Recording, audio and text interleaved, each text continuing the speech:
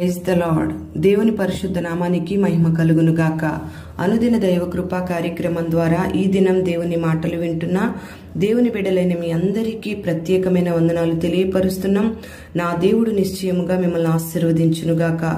దినవృత్తాంతాల 2వ గ్రంథం 7వ అధ్యాయం 10వ వాక్యంలో, దావీదునకును సొలొమోనునకును తన జనులైన ఇశ్రాయేలీయులకును యెహోవా చేసిన మేలుల విషయమై సంతోషించుచును మనోత్సాహము నొందుచు ఎవరి గుడారములకు వారు వెళ్ళుటకు అతడు తన జనులకు సెలవిచ్చెను అని ఈ వాక్య భాగంలో రాయబడి ఉంది. ప్రియమైన దేవుని బిడ్డలారా, ఇక్కడ సొలొమోను ఒక సుందరమైన మందిరాన్ని కట్టడం జరిగింది.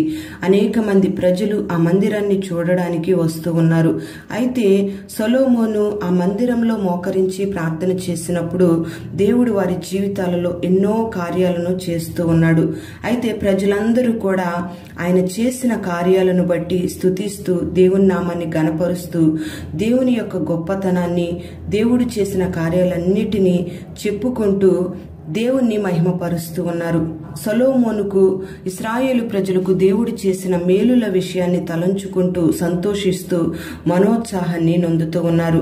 అంటే మనస్సుకు ఉత్సాహాన్ని నింపుకుంటూ ఉన్నారు. ఇక్కడ ఈ ప్రజలకు దేవుడు చేసిన మేలును తలంచుకుంటూ కృతజ్ఞత కలిగి ప్రభువును స్తుతించడం, మనస్సును ఆ కృతజ్ఞత ద్వారా ఉత్సాహపరుచుకోవడం మనం గమనిస్తూ ఉన్నాం. ఈ లోకంలో చాలా మంది పైకి బాగానే కనబడతారు, కానీ మనస్సులో నెమ్మది లేని పరిస్థితులు, ఎంతో నిరుత్సాహంగా ఉంటారు. ఉత్సాహం అనేదే ఉండదు. ఎక్కడ చూసినా ఎప్పుడు చూసినా ఏదో ఒక చింత, ఏదో ఒక బాధతో ఉంటూ ఉంటారు.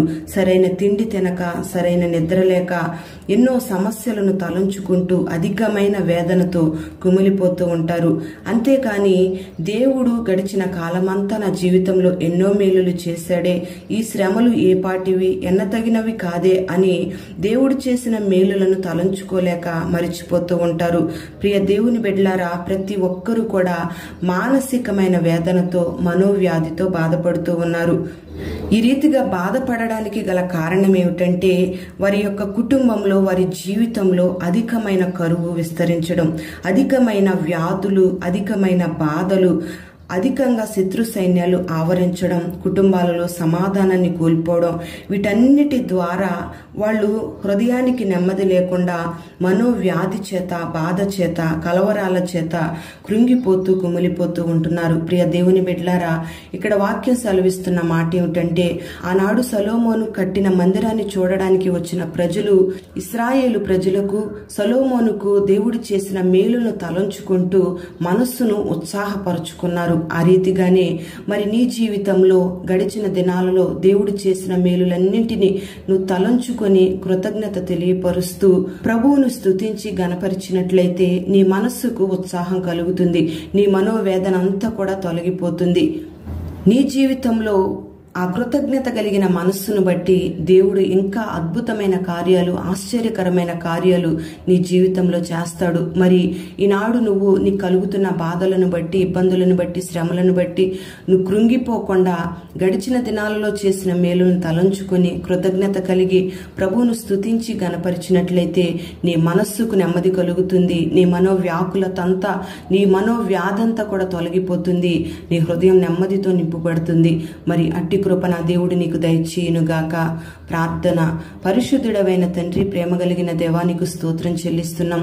ఈ దినం ఈ మాటలు వినని బిడ్డలందరినీ కూడా పేరు పేరున మీరు ఆశీర్వదించండి. బిడ్డల్లో ఉన్న ప్రతి విధమైన వ్యాధిని, బాధను, కలవరాలన్నిటినీ మీరు కొట్టివేయండి.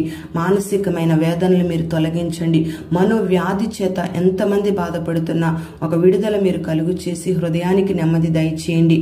మీరు చేసిన మేలులన్నింటినీ తలంచుకొని నీ బిడ్డలు మనస్సును ఉత్సాహపరుచుకొని నీకు కృతజ్ఞతాస్తుతులు తెలియపరిచేటట్లుగా నీ బిడ్డలనట్టి మార్గాల్లో మీరు నడిపించి పేరు పేరున నీ బిడ్డలను దీవించి మనస్సును ఉత్సాహపరచమని యేసు నామములో అడుగుచున్నాము తండ్రి.